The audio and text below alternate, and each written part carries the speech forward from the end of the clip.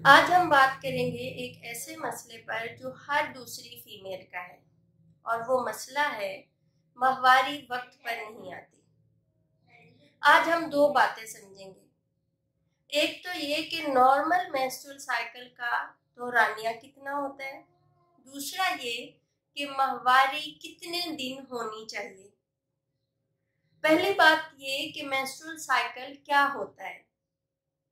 एक माहवारी के पहले दिन से दूसरी माहवारी शुरू होने से एक दिन पहले तक का दौरानिया मेंस्ट्रुअल साइकिल कहलाता है और माहवारी इस मेंस्ट्रुअल साइकिल की एक स्टेज होती है।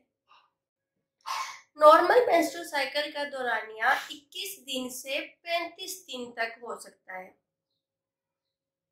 आमतौर पर मेंस्ट्रुअल साइकिल 28 दिन का होता है जिसे सोसाइटी में नॉर्मल समझा जाता है, और अगर मेंस्ट्रुअल साइकिल 28 दिन से कम या ज्यादा हो तो उसे एबनॉर्मल समझा जाता है।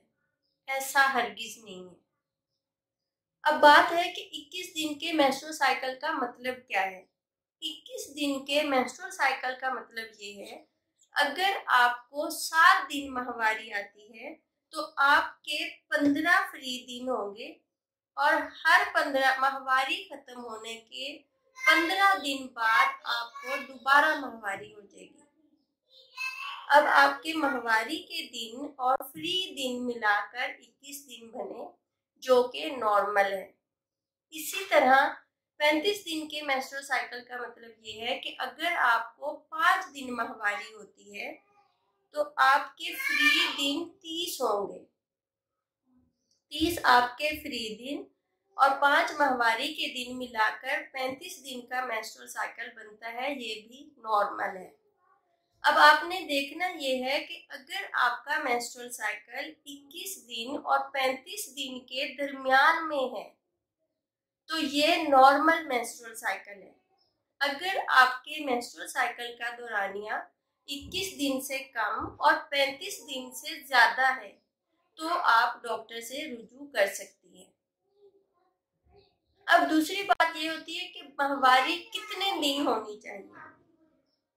नॉर्मल माहवारी 1 दिन से 8 दिन तक हो सकती है। यानी एक हो सकता है एक फीमेल को हर महीने सिर्फ 1 दिन माहवारी होती हो और दूसरी को हर महीने 8 दिन माहवारी होती हो। ये इन दोनों का नॉर्मल माहवारी का दौरानिया है। हाँ, अगर आपकी नॉर्मल रूटीन से माहवारी के दिन कम या ज्यादा हो जाएं तो आप डॉक्टर से रुजू करें। अब हम इस नतीजे पर पहुंचे कि एक फीमेल का मेंस्ट्रुअल साइकिल और उसके माहवारी के दिन दूसरी फीमेल से मुख्तलिफ हो सकते हैं, और ये इस बात का कतई ये मतलब नहीं कि इन दोनों में से एक का मेंस्ट्रुअल साइकिल एबनॉर्मल है। ये इन दोनों का नॉर्मल मेंस्ट्रुअल साइकिल है।